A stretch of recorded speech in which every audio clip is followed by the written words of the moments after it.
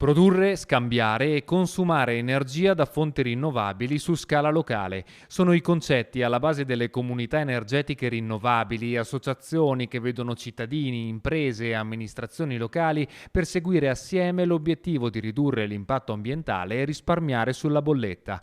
Secondo il report di Legambiente sono 154 le comunità istituite ad oggi in Italia, 13 in Veneto e ora una anche in provincia di Belluno, a Feltre. Si chiama Feltre Energy, è gestita interamente da privati e da un'azienda ortofrutticola e dall'8 luglio produce energia green tramite l'uso di pannelli fotovoltaici. Produciamo molto, stiamo distribuendo energia a circa una ventina di famiglie, oltre al nostro autoconsumo. 63.000 kWh la produzione di energia stimata nell'impianto che si trova nella frazione di Pasquer, risultando in benefici sia ambientali che economici. Avere un impatto ambientale molto positivo per una mancata emissione di anidride carbonica e in particolare le comunità energetiche rinnovabili garantiscono per 20 anni un contributo a tutti i soci che autoconsumano l'energia anche non nel luogo di produzione e questo incide